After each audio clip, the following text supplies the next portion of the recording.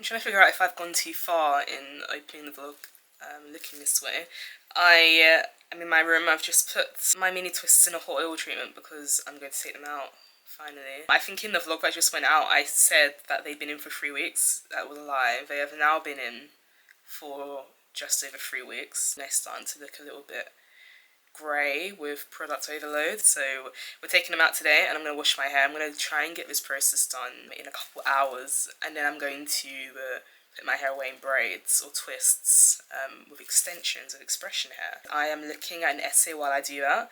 I have just read through Sunday's essay. It's ready to publish. I'm going to choose the artwork. I've just written out a title and a subtitle for it. I mentioned in the vlog that just went out that I wrote about the COP30 this year, which is the annual climate change conference that takes place around this time every year. I'm a writer. I have a substack. I write twice a week on my substack. One is like a culture essay that very much deals with current affairs. I also write like a faith essay as well that comes out during the week, a faith devotional mini note thing that mainly deals with the challenging aspects of Christianity in particular. But yeah, I chose to write about COP this year because I tend to cover it every year. My essays are very literary, so it's a little bit different to like quite direct, straight to the point news coverage, which can be a little bit bone dry sometimes. So I have my laptop. But yeah, I just wanted to check in and kind of kick off a new vlog. Just found very easily some artwork to go with this week's essay.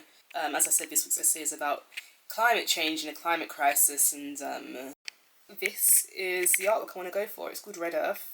The pond thing in the middle that looks like it's got a shark in it reminds me of polluted waters, and it looks a little bit dystopian and it kind of fits the vibes. It is by Min Young, a Korean artist. I've got an Instagram for my Substack called Crushable Zine. I will put it on the screen somewhere so you guys can follow it or just check it out if you want to.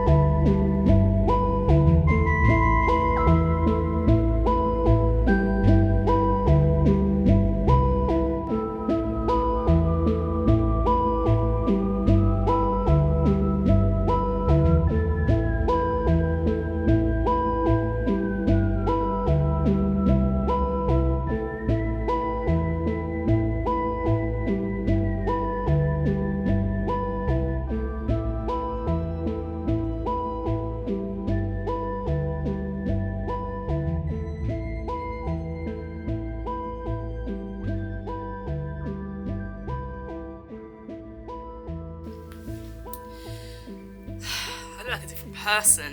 Hello. It is Wednesday and I'm very conscious of losing the light. It is coming up to 4:45 and the sun is supposed to start setting officially at like 3:59 according to the weather app, and so I'm taking a massive risk. But I'm actually here because my hair is done and I wanted to show you. We have gone for a brown this time. It was a very spur of the moment decision. I just didn't want to do black. I didn't feel like doing black, and I feel like winter is a good time to experiment with a little bit of colour.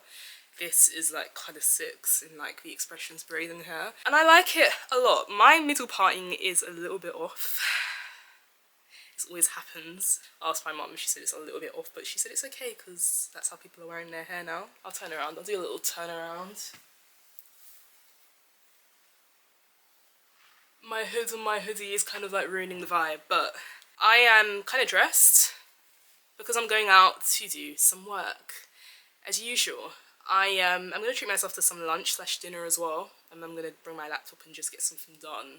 I'm wearing my 1096 tracksuit set with the matching pants, and I am wearing a polo neck underneath because I just don't want the sensory overload of wearing a scarf and gloves, and I'm going to wear gloves today because it's that cold. We are going to do the culture essay today. I don't know if I've mentioned it in this vlog yet, possibly, but I'm a writer. I have a substack and I write twice a week.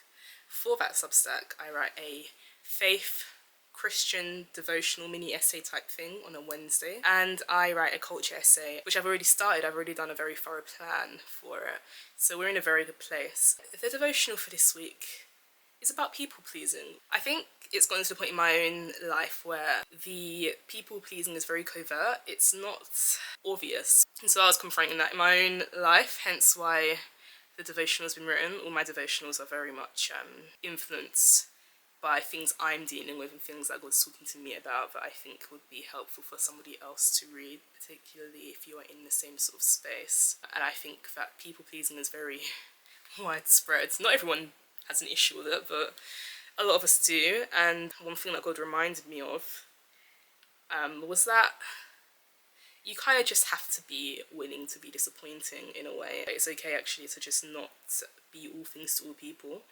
And the main thing is that God is satisfied with you. If God is pleased with you, which he will communicate that to you, if you pray and you ask him if there's anything that he might want you to change or like enhance about yourself or your work, he will let you know. And there'll always be a lot of like competing voices with God's, and if God's like confirmed to you that he's pleased with you, then that's fine, that's good enough. And I have to remind myself of that, and then also make sure I'm doing a little bit of maintenance here and there, and like if I'm getting advice or guidance from other people, I will take it back to God, and if he confirms that that's a shift he wants me to make and that he's using another person to correct or speak to me, then that's fine. And if he makes it very clear that that is just that person's opinion, then that's fine as well. The topic of the culture essay this week, which is carrying on in a very similar vein, it is about the difference between opinion and truth, and the fact that a lot of opinions these days and the expressing of opinions are kind of presented as declarations of truth a lot of the time. There are none of like the buzzwords that make a statement very clear that it is a person's own particular point of view. I feel this, or I think da da da da, or my view is da da da da. A lot of people don't do that anymore, myself included. In my writing I have to kind of check myself sometimes when I feel like I am asserting my own point of view as like the absolute truth. And it's like a fine line to walk on, but I think just the climate of things these days, particularly with online discussions, politics and like the rest of it, I feel like we're losing our ability to categorize the things that we're seeing into two camps.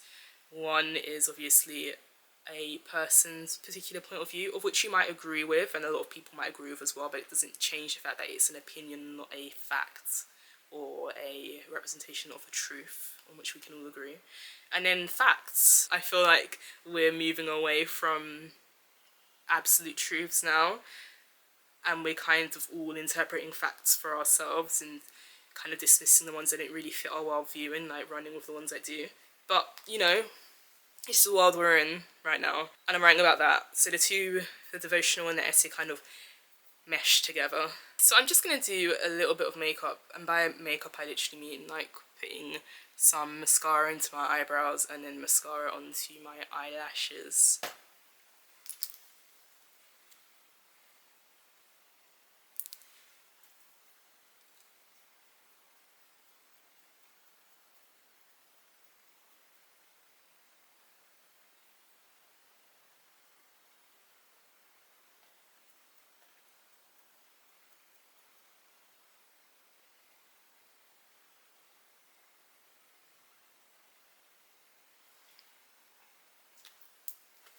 Now that we're all up in my grill, I'm starting to feel like I need a little bit of concealer under my eyes. I'm peeping some dark circles, so...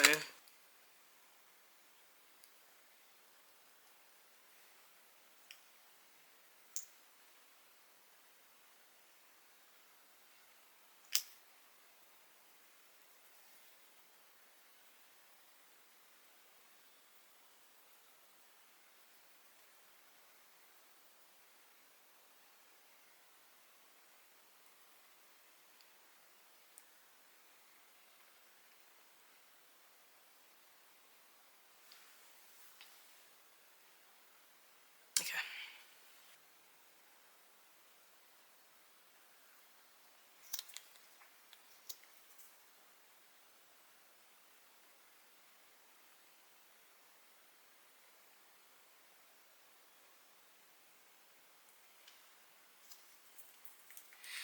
Looking a little bit more alive, but strangely very pale. I think the lighting's changed in here. Duh.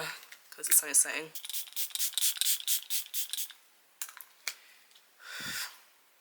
Do I look any different? I hope so.